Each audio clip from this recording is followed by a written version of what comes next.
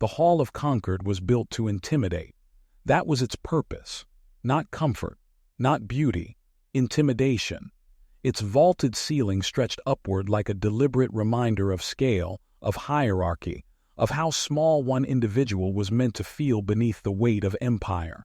Crystal chandeliers floated rather than hung, suspended by gravitic filaments so fine they were invisible, each one casting warm gold light across a table long enough to seat 100 dignitaries, and cold enough to make every guest aware they were being measured. Empress Vaelith Auren sat at the head of the table. She did not move. She did not need to. The room adjusted itself around her presence. Her throne chair was carved from star ivory and trimmed in auric filigree, its back rising just high enough to frame her like a portrait meant to be remembered. She wore formal armor rather than silk, a deep midnight blue, polished to a mirror sheen, etched with ancient sigils that caught the light when she breathed. The neckline was ceremonial, unapologetic, a reminder that Vorathi queens did not hide strength nor softness. Both were weapons, depending on who was looking. Most avoided looking for too long. Her ears, long and elegantly tapered, bore a circlet of saffron crystal that rested against her silver-white hair like a crown grown rather than forged. Her eyes, bright, cold, impossibly clear, tracked the movement of the hall with the patience of someone who had ruled long enough to know that power did not rush. Every seat along the table was filled, except one. The chair to her right remained conspicuously empty. It always was, not because protocol demanded it, not because tradition required distance, because no one volunteered. Ambassadors from allied systems sat carefully aligned across from her, hands folded, voices low.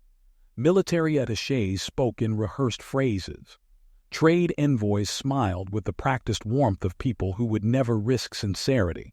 Laughter appeared at appropriate moments, carefully measured, always angled away from her. Vaelith noticed everything. She noticed the way conversations shifted when her gaze passed over them, the way shoulders straightened, how voices softened or sharpened depending on fear or ambition. She noticed how plates were filled and never quite touched, how glasses were lifted but rarely emptied. She noticed how no one chose the seat beside her. Once, long ago, someone had. That had ended badly. The scar beneath her left eye, hidden now beneath illusion and shadow, itched faintly, a ghost sensation she never allowed herself to acknowledge. It was not pain, it was memory, a reminder of the moment the Empire had decided she was powerful enough to rule but flawed enough to be isolated. Perfect rulers were dangerous. Imperfect ones were controllable. A servant approached, head bowed low, setting crystal goblets in precise alignment. Vaelith's gloved fingers rested lightly against the table's edge, unmoving. She did not thank him. He did not expect it. Then, the doors opened. Late arrivals were rare at Concord dinners, rare enough that the sound alone drew attention. A subtle shift rippled through the hall as heads turned, irritation blooming among those who valued punctuality as a form of respect. The human entered with the unmistakable posture of someone who did not realize how much trouble he was in. He wore a formal Terran uniform that was technically correct and socially disastrous. Service jacket slightly unfastened, no ceremonial blade, insignia worn in a way that suggested regulation rather than reverence. His dark hair was still damp at the edges as though he had rushed. His expression was alert, curious, entirely unafraid. That was what made the room uneasy. Humans were new to the conquered, useful, adaptable. Loud in negotiations, surprisingly stubborn when cornered. This one, however, moved like a man who had not been briefed on the rules that mattered. His eyes lifted, and found her. Vaelith felt it, not attraction, not interest, but recognition. The human did not glance away, did not stiffen, did not lower his gaze or smile too quickly. He simply looked, not at her crown, not at her armor, at her. The hall seemed to hold its breath as he approached the table. He slowed, glancing at name markers, scanning seating assignments with visible confusion. Several ambassadors watched with thinly veiled amusement. Others looked uncomfortable. One or two looked alarmed. Vaelith already knew what he would see. The empty chair. The human stopped beside it. He hesitated just long enough for the moment to become real.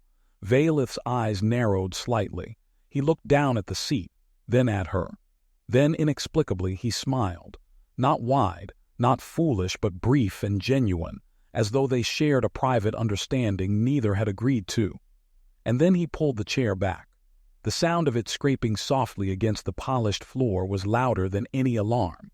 Gasps rippled through the hall. A Vaelith noble half rose from his seat, then froze, uncertain whether intervention would make things worse. A Christian envoy's mandibles clicked in rapid succession. Shock, not aggression. Vaelith did not move. The human sat. The space beside her, untouched for years, filled. He adjusted the chair, set his hands on the table, and leaned back slightly, surveying the hall like someone arriving late to a meeting rather than committing a diplomatic offense punishable by exile. Silence, Vaelith discovered, had weight. It pressed against the conquered hall like a second atmosphere, thicker, heavier, charged with implications no one dared speak aloud. The human's presence beside her bent that silence into something unstable, a tension stretched too far and beginning to sing. Vaelith did not look at him again. Not yet. She allowed the moment to settle, to crystallize. Power was not in reaction. Power was in letting others reveal themselves first. Across the table, Ambassador Krell of the Christian Compact tilted his scaled head, multifaceted eyes flickering as his secondary membranes fluttered in restrained agitation. To his left, a Vaelith noblewoman stiffened, fingers tightening around her goblet until the liquid inside trembled.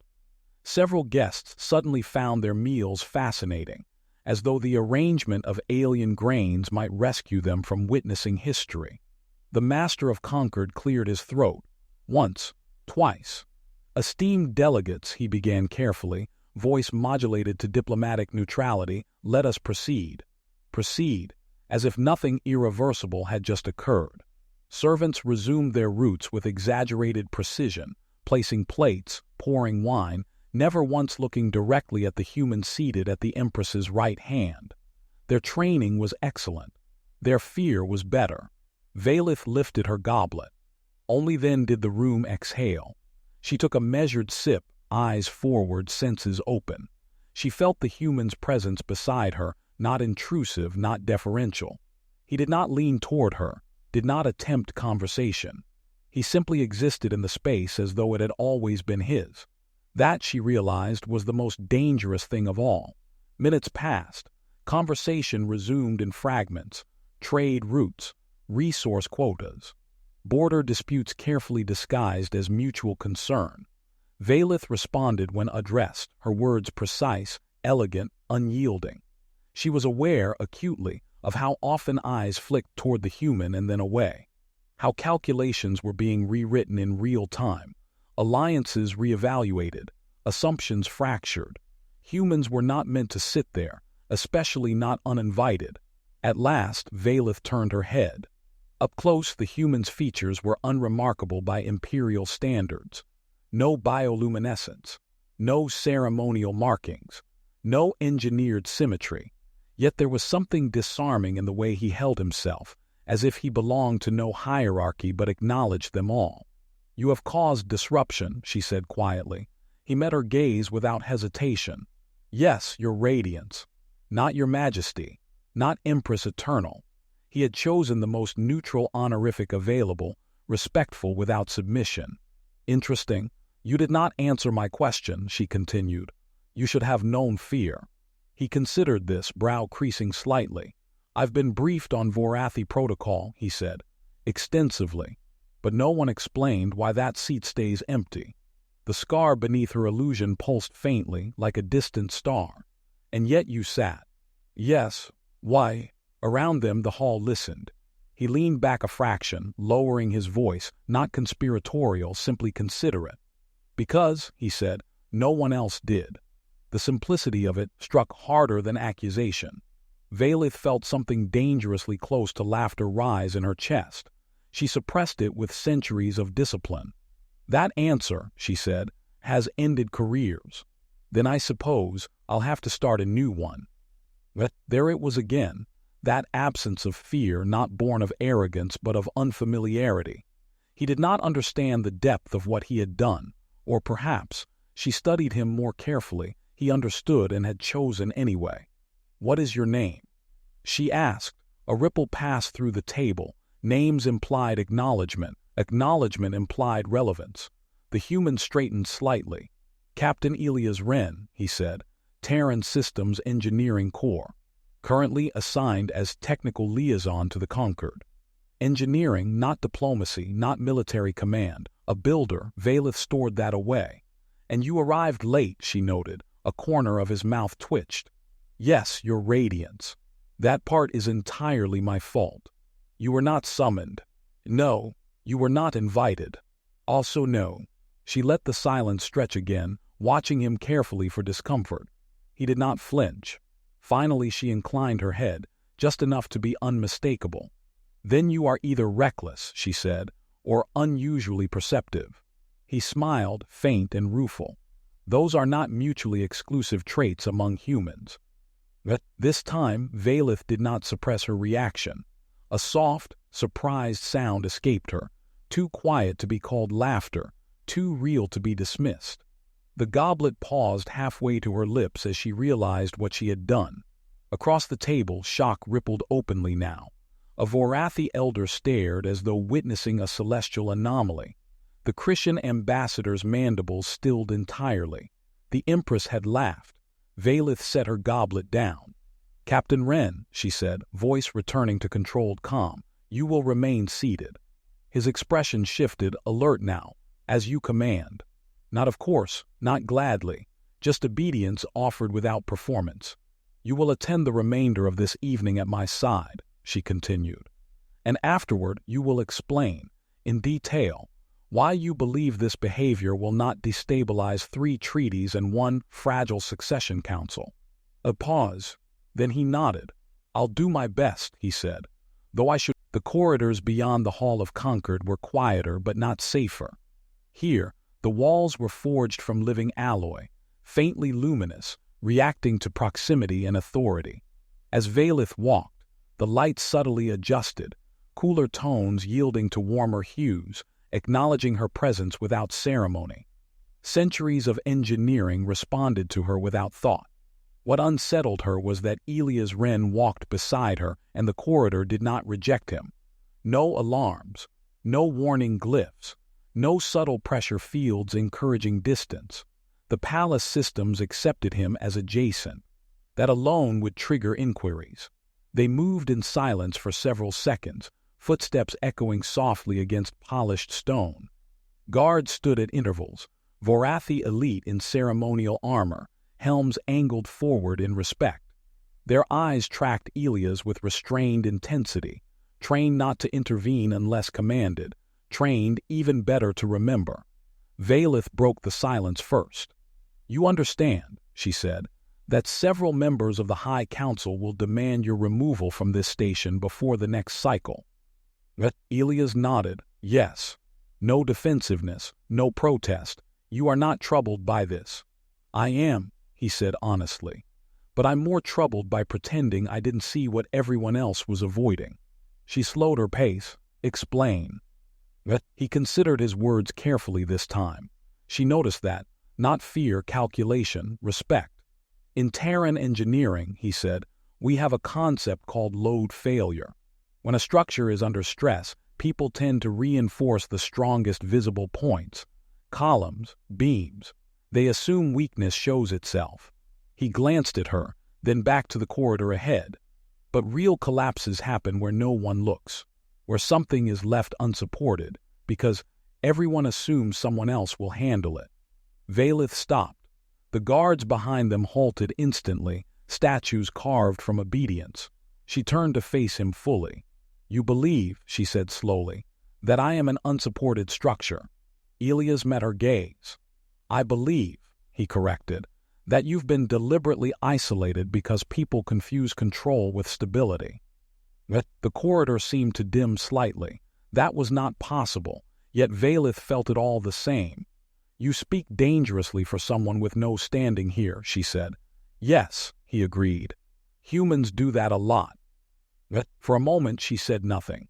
The illusion masking the faint scar beneath her eye flickered, not visibly, but enough that she felt the phantom memory stir. A blade, a failed assassination, a moment where perfection had shattered and survival had rewritten her future. She turned away again and resumed walking. Come, she said. If you are to destabilize my empire, you will do so in a controlled environment. They entered a private observation chamber overlooking the inner gardens. Vast bioluminescent terraces layered vertically, waterfalls suspended in slow arcs by gravitic manipulation. It was beautiful in the way only something meticulously maintained could be. The doors sealed behind them, privacy fields activated. Only then did Vaelith allow herself to exhale. She removed one glove, setting it carefully on a crystalline surface. Her fingers flexed once, subtly, an unconscious gesture she had not permitted herself in public for years. You should not have sat beside me, she said quietly. Elias leaned against a railing, posture relaxed but attentive. I know. You should not be here. I know that too. And yet, she said, turning to face him again, you are. He smiled faintly. Yes. Her eyes searched his face, not for attraction, not for alliance, but for motive. Ambition wore many disguises. So did manipulation. She found neither. What did you expect to happen? She asked. He thought about it. Honestly, I expected someone to stop me, or escort me out, or arrest me.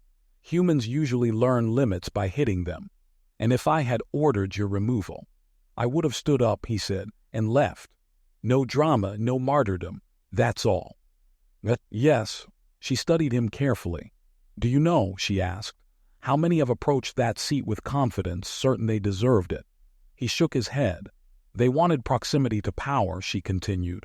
They wanted visibility, influence, favor, and you don't. He shrugged. Power's useful, but it's not why I sat down. Then why?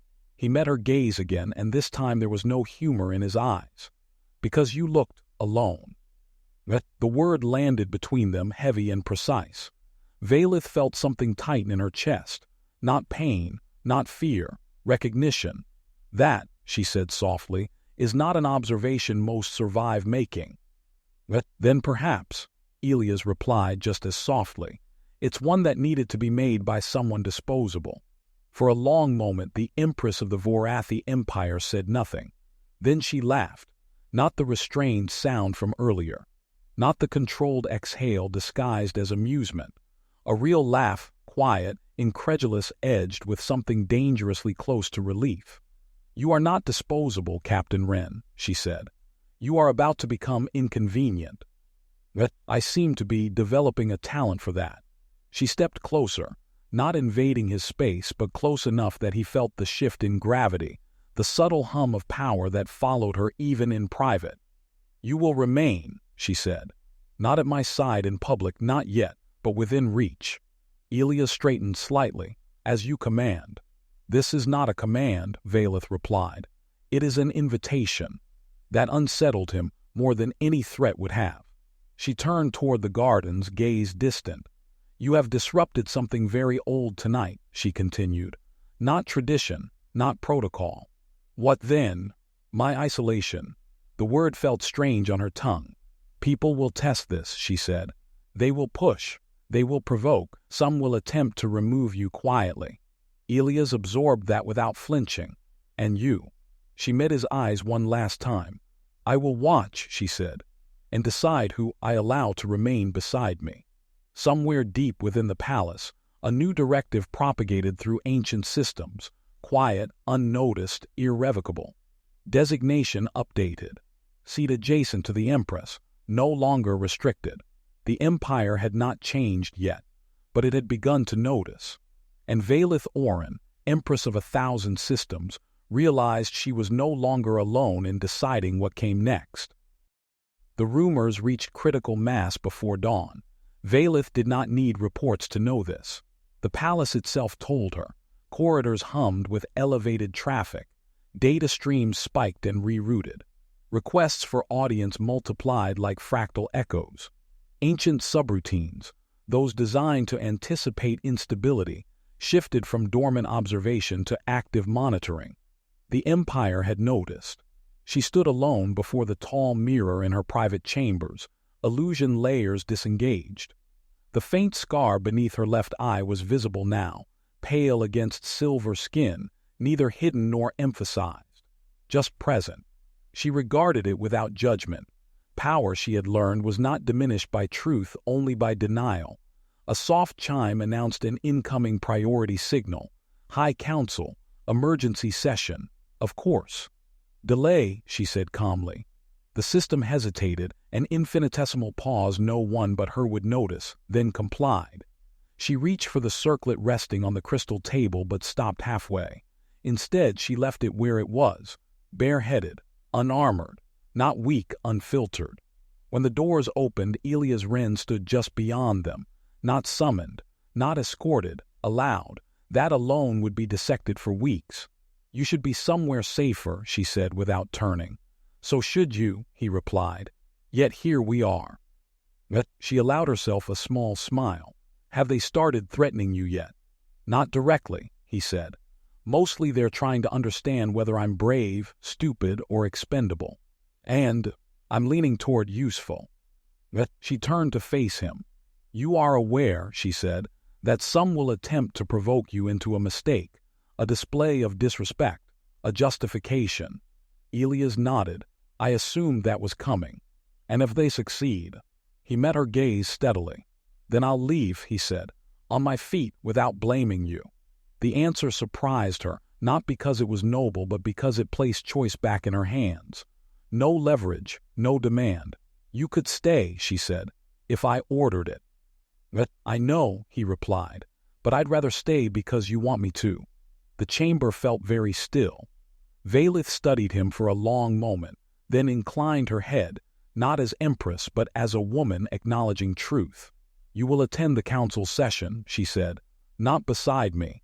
Of course, but within sight. He smiled faintly. I seem to do my best work there. As he turned to leave, she spoke again. Captain Wren. He paused. You asked me once what I was afraid of, she said quietly. I did not answer. He waited. I am afraid, she continued, that if I allow myself to be seen as I am, scarred, imperfect, unguarded, my empire will discover it never needed me to be flawless. That sounds less like fear, Elias said gently, and more like change. She watched him go, feeling something settle inside her. Not certainty, not victory, but resolve. Moments later, the High Council chamber sealed around her. Voices rose, accusations followed, warnings cloaked as concern. Vaelith listened, and for the first time in her reign she did not feel alone while doing so. Somewhere beyond the chamber walls, a human engineer stood exactly where she had allowed him to stand, visible, inconvenient, unafraid. The Empire had not broken. It had shifted. And Vaelith Auren realized that the most dangerous thing she had done was not letting someone sit beside her, but discovering she no longer wished to stand alone.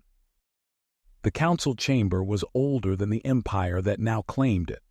Its circular walls were layered with relic architecture, stone, crystal, living alloy, each renovation built atop the last, never erasing what had come before. Power accumulated here the way sediment formed continents, slowly, inexorably, and with tremendous pressure. Vaelith stood at the center, not elevated, not enthroned, standing. That alone unsettled them. The counselors formed a ring around her, Vorathi elders foremost, allied representatives arranged according to treaties that had outlived their original signatories. Their expressions ranged from outrage, barely concealed, to concern, polished into something almost sincere. The human's presence constitutes a breach, declared Counselor Sureth, his voice resonant with ceremonial authority. Not merely of protocol, but of symbolic order. Vaelith met his gaze evenly. Symbolic order exists to serve stability, she replied, not to replace it. Murmurs rippled. He sat in the adjacent seat, Sureth continued. A position left vacant for reasons you understand better than any of us. I understand them, Vaelith said calmly. I reject them. That caused the murmurs to sharpen. Councillor Threx of the southern houses leaned forward, scales flashing with agitation. Your radiance, perception governs loyalty. That seat represented distance, control, by allowing connection. Vaelith interrupted. Silence fell. She let it stretch. You fear, she said, that I will be seen as vulnerable. Several councillors shifted. You fear, she continued, that my authority was preserved by isolation, that by removing it I undermine the myth upon which obedience rests. Her eyes swept the chamber. You are wrong. The chamber tightened around her words. Obedience rooted in fear decays, she said. It fractures under stress. Loyalty rooted in trust adapts.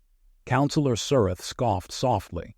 You propose to restructure imperial perception because a human misread our customs. No, Vaelith replied. I propose restructuring imperial perception because a human saw what we refused to. A projection ignited at the chamber's center, an unauthorized activation. Security glyphs flared, then froze. Vaelith did not turn. The image resolved into live feed footage of the outer gallery. Elias Wren stood there, unarmed, unescorted, hands loosely clasped behind his back, posture neutral. He had not moved. He had been exactly where she said he would be. Councillors erupted at once. Remove him. This is manipulation. He's broadcasting. Vaelith raised one hand. The room silenced. He was not invited, she said. He was permitted. Her gaze hardened. And if you attempt to remove him without my order, I will interpret it as a vote of no confidence. That threat landed. Slowly, Councillor Surith exhaled. What is your intent, Empress? Vaelith stepped forward. To end a fiction, she said. One that tells our people that perfection is safety, that scars are weakness, that distance is authority. She turned slightly, just enough that Elias was visible through the chamber's translucent wall. I was wounded defending this empire, she said.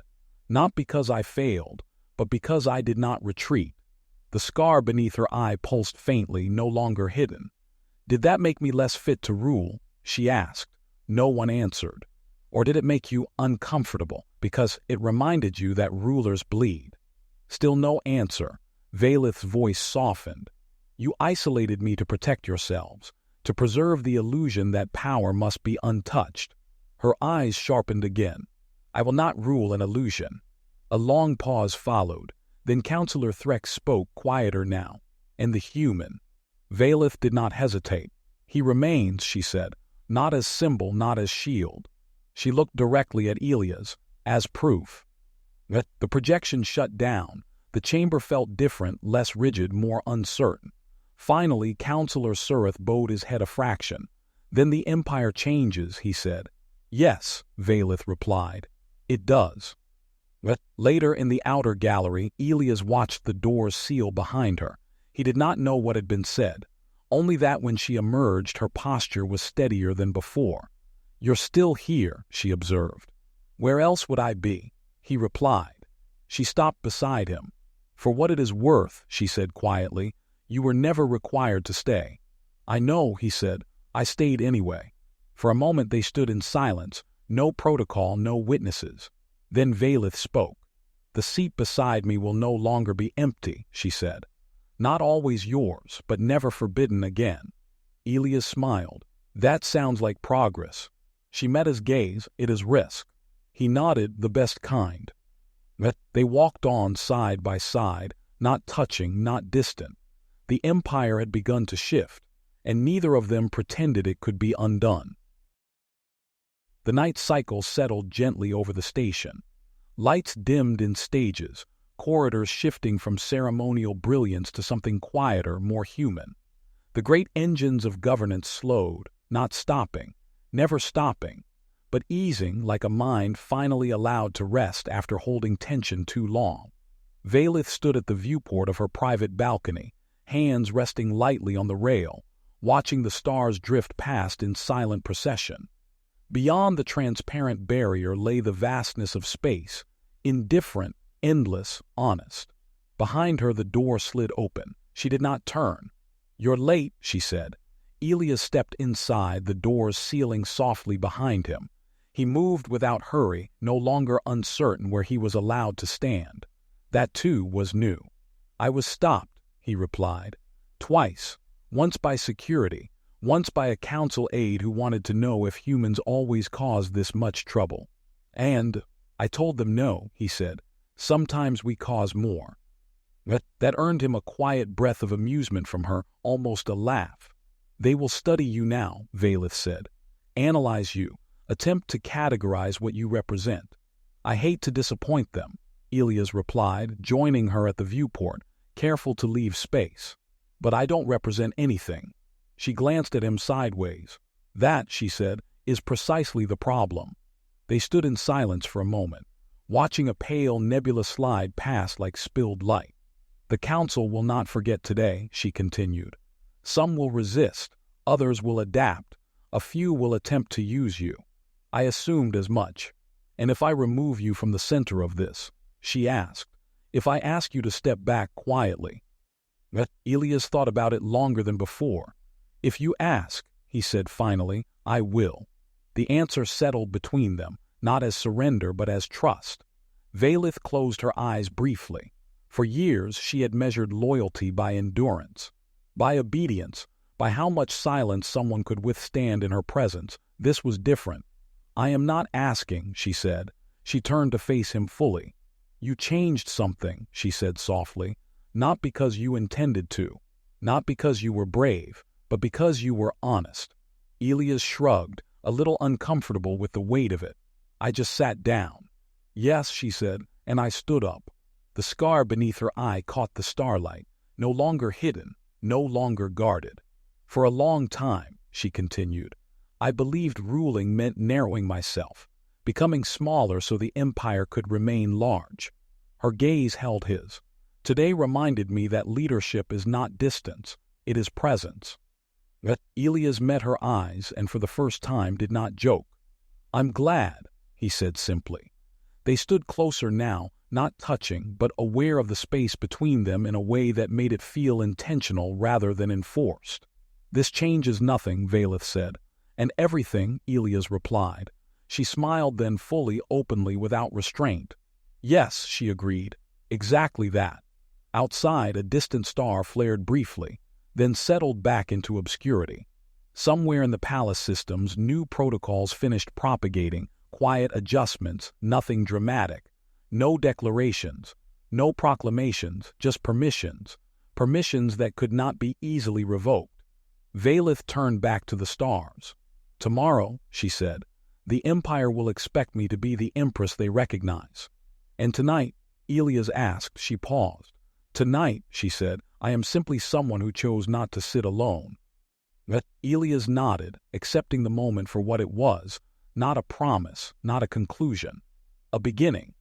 They remained there together as the station drifted through the dark, two figures framed by stars, neither above the other, both aware that what had changed could not be unseen. And somewhere far beyond the conquered, the future shifted its weight. Not loudly, not violently, but just enough to make room for what might come next. Morning did not arrive with light. It arrived with pressure. Vaelith sensed it before the first report reached her, before the palace systems adjusted, before aides began their careful, rehearsed movements. The Empire had awakened, and with it came expectation, fear, opportunity. Change always drew predators. She stood once more in the Hall of Concord, but it no longer felt like a stage. The chandeliers floated as they always had, the table gleamed as it always had, yet the air itself seemed alert as if listening. The seat beside her was occupied, not by Elias, by absence, intentionally chosen. Across the hall, delegates gathered in looser formations than before. Conversations started and stopped as she passed. Some bowed deeper than protocol required. Others hesitated, uncertain which version of her they were expected to acknowledge. She took her place at the head of the table and waited. The doors opened again. This time the sound carried no shock, only anticipation. Elias entered in full Terran uniform, formal this time, every insignia precise, every line deliberate. Not to appease, to signal awareness. He did not approach the table. He stopped several paces back, exactly where she had told him to stand. The gesture mattered. Vaelith met his eyes once, no more than a heartbeat, and inclined her head. Permission, the council chair rose. "Let this session be recorded," Surith announced, not as precedent but as observation. Vaelith almost smiled. Observation was how revolutions began when no one wished to admit that was what they were witnessing. "Captain Elias Wren," Surith continued, "you are present by allowance of the Empress. You will speak only when addressed." Elias nodded, understood. The session began. Trade agreements were reviewed. Military logistics discussed. The machinery of empire resumed its rhythm, but the tone had shifted. Questions were sharper, assumptions fewer. Then Counselor Threx spoke again. "Your Radiance," he said carefully, "reports indicate increased public discourse regarding your visibility." Vaelith did not look away. "Yes. Some interpret it as strength," Threx continued. "Others as vulnerability." "And you?" Vaelith asked. Threx hesitated. "I believe," he said slowly, "that vulnerability acknowledged becomes strength denied to those who hide." A few counselors turned toward him in surprise. Vaelith nodded once. "Then the matter is settled." Surith frowned. "You cannot simply—" "I can," Vaelith said calmly, "and I have." Silence fell. She rose. "The Empire will adapt," she said, "or it will fracture under its own refusal to see reality. I will not govern fear disguised as tradition." Her gaze moved, not to the council, but to the outer tiers where aides, observers, and junior delegates stood. "To those watching," she continued, "understand this. Proximity to power will no longer require perfection, only integrity." That was the moment, not loud, not dramatic, but irreversible. When she sat again, Elias exhaled quietly, tension easing from his shoulders. Later, in the quieter corridor beyond the chamber, he found her waiting. "You didn't need me there," he said. "No," Vaelith agreed. "But they needed to see that I did not need to be alone." They walked together unhurried. "What happens now?" Elias asked. Vaelith considered the question carefully. "Now," she said, "they will test the limits of this change. They will search for weakness, for scandal, for a reason to retreat into old certainties. And if they find one—" She stopped and faced him. "Then I will decide," she said, "whether the Empire is worthy of the future it claims to want." Elias studied her, seeing not a ruler in that moment, but a woman standing at the edge of something vast. "You're not afraid anymore," he said. She thought about it. "No," she replied. "I am cautious." That felt like progress. They reached the viewport again, the same stars, the same silence, but the space between them felt different now. Charged, unresolved. "Elias," Vaelith said quietly. "Yes." "This path I have chosen," she continued, "will cost me alliances, certainties, perhaps peace." He met her gaze without hesitation. "And if it does?" She searched his face, not for reassurance but for truth. "Then," he said, "at least it will be yours." The words settled into her like an anchor. She turned back to the stars. "Tomorrow," she said, "I will be asked to formalize new protocols, ones that will outlast me. And tonight—" She glanced at him, eyes softer now. "Tonight," she said, "I will allow myself to wonder what I am building." They stood together, neither moving closer, neither stepping away. Outside, the station drifted on. Inside, the Empire recalibrated. And somewhere between duty and choice, between power and presence, a question formed, quiet, persistent, impossible to ignore. What happens when an empress no longer rules alone, and discovers she no longer wishes to? The formal declaration took 3 hours. Vaelith stood before the council dais, hands clasped behind her back, voice steady as she dismantled something that had been treated as immutable for centuries. Not with anger, not with rebellion, with precision. The protocol governing proximity to the sovereign was rewritten in language so careful it bordered on surgical. No mention of Elias, no reference to scandal, Only principles, merit over symbolism, integrity over illusion, presence over enforced distance. By the time the final glyph was sealed, the empire had changed, quietly, legally, irrevocably. Applause did not follow. Acceptance never announced itself that way. Later, long after the council chamber had emptied and the station's artificial night cycle had dimmed the corridors, Vaelith returned to her private balcony alone. She did not summon anyone. She needed the silence. The stars were different tonight, not in position, not in color, but in meaning. They no longer felt like witnesses. They felt like possibilities. For most of her life, she had ruled from behind layers, armor, ritual, expectation. Every decision filtered through what the empire required of her, every expression measured. Tonight, for the first time, there was space. She removed the circlet from her hair and set it aside. The faint scar beneath her eye caught the starlight openly now, unhidden. It did not weaken her reflection. It clarified it. A soft chime broke the quiet, not an official channel, a private request. She hesitated just a moment, then accepted. Elias stood on the other side of the threshold, no uniform this time, no formality. Just a man who had learned very quickly where lines existed and when they were meant to be respected. "You didn't send for me," he said. "No," Vaelith replied, "but you came." "Yes." They stood there, the door open between them like a question, neither rushed to answer. "The council believes you will return to your duties tomorrow," she said. "I will," he replied, "unless you tell me otherwise." She studied him carefully. This was the moment power usually asserted itself, where command replaced uncertainty, where rulers ensured loyalty by making choices for others. She did not do that. "I will not ask you to stay," she said, "and I will not ask you to leave." Elias exhaled slowly, understanding the weight of that freedom. "Then," he said, "I'll choose." He stepped inside, not close, not distant. Present, Vaelith felt the familiar pull of caution, of consequence. Empires were not built on impulse, nor were they sustained by fear. "What you began," she said quietly, "cannot be undone. I know, and if it costs me more than I expect." He met her gaze, steady. "Then you'll decide whether the cost was worth paying." She smiled faintly. That answer pleased her more than reassurance ever could. They moved to the balcony together, standing side by side, not touching, but no longer separated by invisible rules. For a long while, neither spoke. Then Vaelith said, almost to herself, "I used to believe solitude was the price of power." "And now?" Elias asked. She considered the stars. "Now," she said, "I believe power decides whether it must be alone." Silence returned, comfortable, unfinished.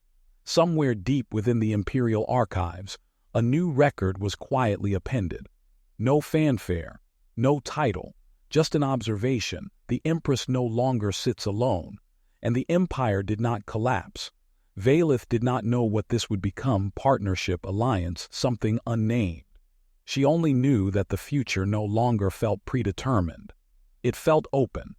And as the station drifted through the dark, carrying two people who had altered its course without ever meaning to, one truth settled gently into place. The most dangerous revolutions do not begin with war. They begin with a choice, and the courage to sit beside it.